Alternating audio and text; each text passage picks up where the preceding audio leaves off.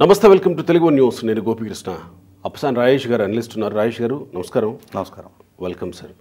వ్యూహం సినిమా ఒక నెల రోజులు హడావుడి చేసింది. ఆ తర్వాత వ్యూహం లేదు, ఆర్జీవీ అడ్రస్ లేడు. తాజాగా ఈరోజు తెలంగాణ హైకోర్టు దానికి ఇచ్చిన అనుమతి కూడా రద్దు చేసింది. 3 వారాల్లో మళ్ళీ పరిశీలించాలని ఆదేశించింది. ఇక రానట్టేనా? లోకేష్ అంత స్ట్రాంగ్గా కొట్టాడనుకోవాలా వ్యూహం సినిమా అని? అంటే ఇక్కడ లోకేష్ గట్టిగా కొట్టాడు అనటం కన్నా కూడా ఆ కొట్టే పరిస్థితులు రామ్ గోపాల్ వర్మ సృష్టించాడు. ఇప్పుడు సినిమానుగా తీస్తే లోకేష్ అభ్యంతరం వ్యక్తం చేసినా కూడా సెన్సార్ బోర్డు న్యాయస్థానాలు ఎందుకు పరిగణలోకి కదా? ఎగ్జాక్ట్లీ.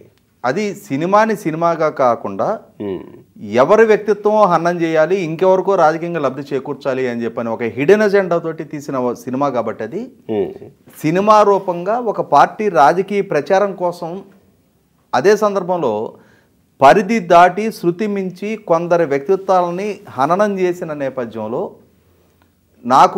నేను సినిమా మేకర్ని, నాకు క్రియేటివిటీ ఉంటుంది, ఈ క్రియేషన్ అనే ముసుగులో నేను ఏమైనా చేస్తా అని చెప్పానంటే అన్ని సందర్భాల్లో అది చలామణి కాదు. ఇక్కడ ఒక వాస్తవ సంఘటన చెప్పాలి మీకు. నాకే ఎదురైన సంఘటన. వంగవీటి సినిమా అనౌన్స్ చేశాడు ఇతను. వాస్తవంగా వంగవీటి మోహన్ రంగ గారి హత్య జరిగిన సందర్భం, అంతకుముందు దేవినేని మురళి గారి హత్య జరిగిన సందర్భంలో మేము కాలేజీలో ఉన్న రోజులు అవి. 1988 మార్చిలో దేవినేని మురళి గారి హత్య జరిగింది. డిసెంబర్ 26 రంగ గారి హత్య జరిగింది. నేను డిగ్రీ ఫస్ట్ ఇయర్ ఎండింగ్లో మురళి గారి హత్య, సెకండ్ ఇయర్లో ఉన్నప్పుడు రంగ గారి హత్య జరిగినాయి. ఆ రోజు మేము పుట్టి పెరిగిందంతా గుంటూరు జిల్లా, గుంటూరులో కాలేజీలో ఉన్నాం. ఈ రంగ గారి హత్య జరిగిన సందర్భంగా కృష్ణా గుంటూరు జిల్లాల్లో చెలరేగిన ఘర్షణలు, తలెత్తిన శాంతి భద్రతల పరిస్థితి, 26 రోజుల కర్ఫ్యూ, అక్కడ జరిగిన లూటీలు, దాడులు, దౌర్జన్యాలు, ఆ తర్వాత ఒక 2 సంవత్సరాల పాటు కొనసాగిన హత్యల పరంపర, సమాజం నిలువున అంటే ఇట్లా వర్టికల్గా చీలిపోయింది. నిత్యం ఘర్షణలే, నిత్యం దాడులు, దౌర్జన్యాలు, గ్రామాల నుంచి నగరాల దాకా శాంతి భద్రతలు పూర్తిగా కొరవడిని, ఎన్నో కుటుంబాలు బలైపోయినాయి, ఎంతోమంది జీవనోపాధి పోయింది, నిలువున 2 జిల్లాలు తగలబడిపోయినాయి ఆ రోజున. ఈ సంఘటన నేపథ్యంలో ఇతను వంగవీటి అనే ఒక సినిమా అనౌన్స్ చేశాడు. ఒక శాటిలైట్ ఛానల్లో ఈ సినిమా ప్రాతిపదికగా ఇతను ఇంటర్వ్యూ చేస్తున్నారు. నేను ఫోన్ ట్రై చేశాను, కనెక్ట్ అయింది. నేను ఇతనితోటే మాట్లాడే అవకాశం దక్కింది నాకు. నేను ప్రస్తావించాను, ఈ సంఘటనలు ఎప్పుడో దశాబ్దాల క్రితం ప్రజల మనసుల్లో నుంచి చెరిగిపోయినాయి. ఆ రోజు చెలరేగిన విద్వేష వాతావరణం ఒక తరం నాశనం అయిపోయింది. ఇవాళ జనరేషను ఆ గాయాల నుంచి మళ్ళీ తిరిగి తవ్వుకోవాలని అనుకోవట్లా. మీరు ఇప్పుడెందుకు మళ్ళీ ప్రస్తావిస్తున్నారు? మీకు సినిమా తీసుకోవాలంటే వేరే టాపిక్స్ దొరకవా, వేరే సబ్జెక్ట్ దొరకదా అని అడిగాను నేను. ఒక చెరగని గాయాలు ఆ రోజు చరిత్రలో నిలిచిపోయినాయి. దాని పరిస్థితులు, పర్యవసానాలు చాలా ఖరీదైన మూల్యం చెల్లించుకుంది సమాజం. ఒక జనరేషన్, ఆ రోజు యంగ్స్టర్స్గా ఉన్న మేము ఆ ఆవేశాలు, ఆ ఘర్షణలు మేము కూడా స్వయంగా పాల్గొన్నాం. మా చదువులు పణంగా పెట్టబడ్డాయి. ఒక రకంగా ఎప్పుడు ఉంటామో పోతామో తెలియని పరిస్థితుల్లో మా కుటుంబ సభ్యులు కూడా ఆందోళన చెందే పరిస్థితులు ఆ రోజు. ఆవేశపడి కొద్దిగా ఉద్రేకపడే ప్రతి ఒక్కళ్ళు బాధితులకు మారారు ఆ రోజున. దానికి ఏంటి ఆయన సమాధానం?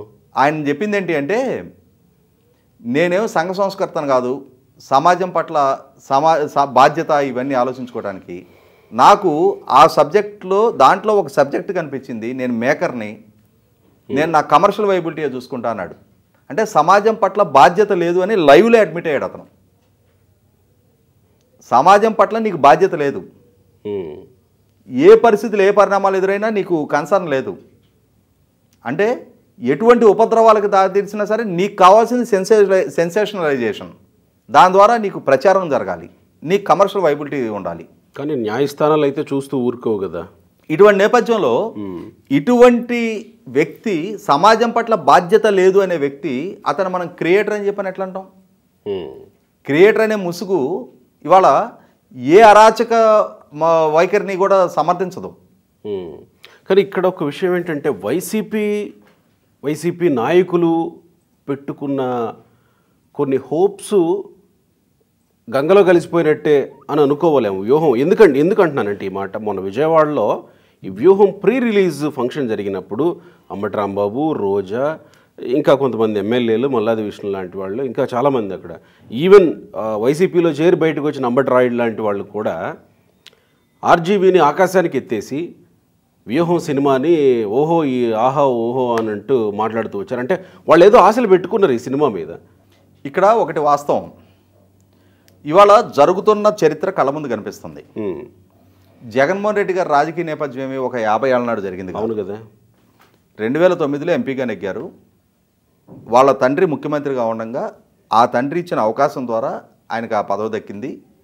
ఆయన 2004 నుంచి 2009 వరకు వాళ్ళ నాన్నగారు ముఖ్యమంత్రిగా కొనసాగుతుండగానే 2004 నాటికి ఆయన ఆస్తులేంటి, 2009 నాటికి ఆయన ఆస్తులేంటి, ఆయన మీద ఏ కేసులు నమోదైనాయి, ఆయన ఎన్నాళ్ళు జైల్లో ఉండొచ్చారు, ఆయన పాదయాత్ర చేసిన సందర్భంగా ప్రజలకు ఏం వాగ్దానాలు చేశారు, ఇవాళ పాలకుడిగా ఆయన ఎటువంటి విధానం ఎంచుకుంటున్నారు, ఆయన వైఖరి ఏంటి, పాలనా నైజం ఏంటి, ఇవన్నీ ప్రజలకి అనుభవపూర్వకంగా తెలిసిన నేపథ్యమే. చంద్రబాబు నాయుడు గారి జీవితం కూడా ఇంక కొత్త కాదు. ఇక్కడ నిజాలుగా చూపించడం కోసం ఇటువంటి క్రియేటర్ ఎందుకు? రోజు వాళ్ళ సాక్షిలో వార్తలు రాసుకుంటూనే ఉన్నారు కదా, వాళ్ళ సోషల్ మీడియా ప్రచారం చేస్తూనే ఉంది కదా.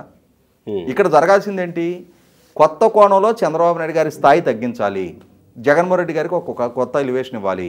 2019 ఎన్నికల ముందు ఆయన్ని అటువంటి పోరాట యోధుడిగా కేంద్ర ప్రభుత్వం మెడలోంచి ప్రత్యేక హోదా సాధించగలిగే ధీరుడిగా వాళ్ళ సోషల్ మీడియా అటువంటి హైప్ ఇచ్చింది, వాళ్ళ వ్యూహకర్తలు అటువంటి ప్రచారం కల్పించారు ఆయనకి.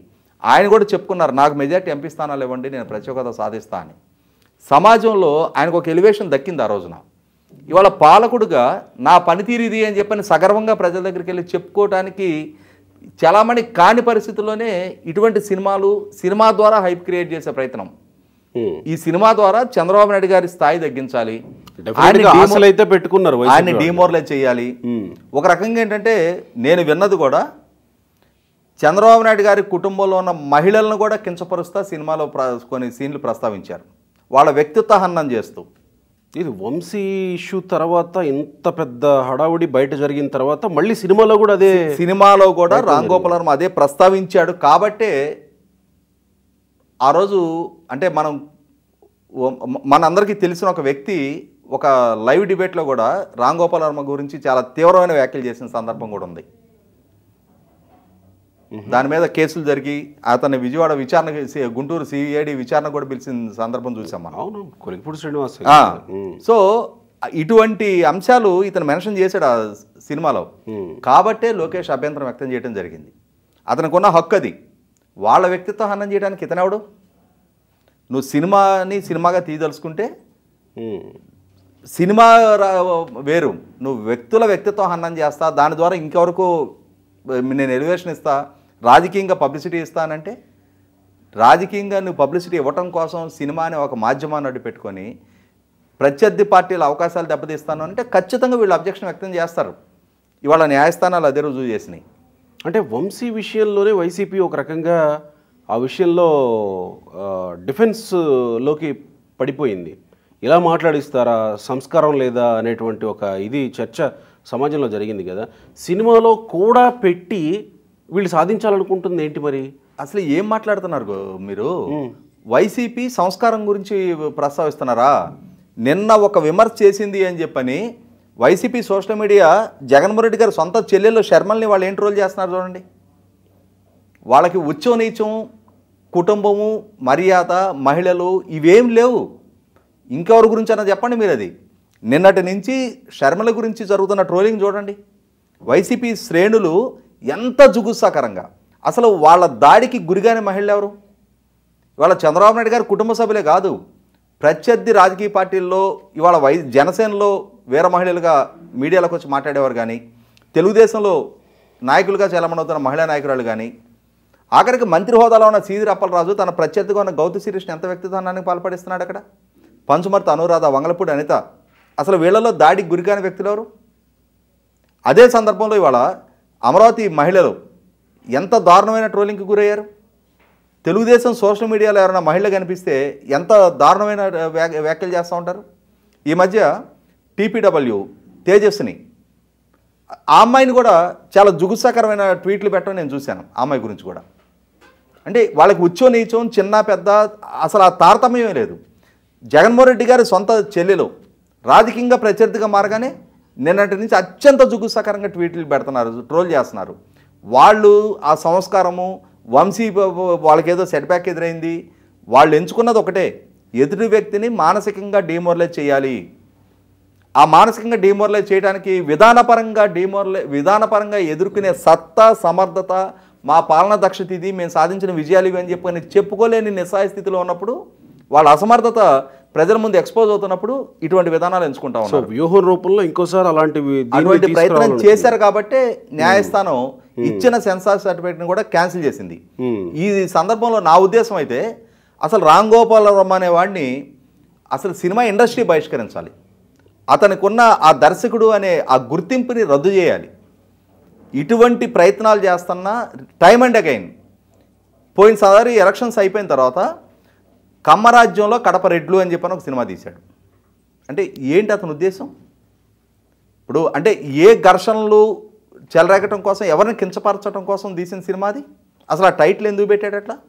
చివరికి దాన్ని సెన్సారు అబ్జెక్షన్ రైజ్ అయిన తర్వాత అమ్మరాజ్యంలో కడప బిడ్డలో అని మార్చాడు. కానీ అసలు ముందు ఆ అనౌన్స్మెంట్ ఎందుకు చేశాడు? ఇవాళ లక్ష్మీ సెంటియర్ అని చెప్పని తీసావు, ఇప్పుడు షర్మిల గారు జగన్ రెడ్డి గారితో విభేదించారు, ఆమె డైరెక్ట్గా అటాక్ చేస్తున్నారు.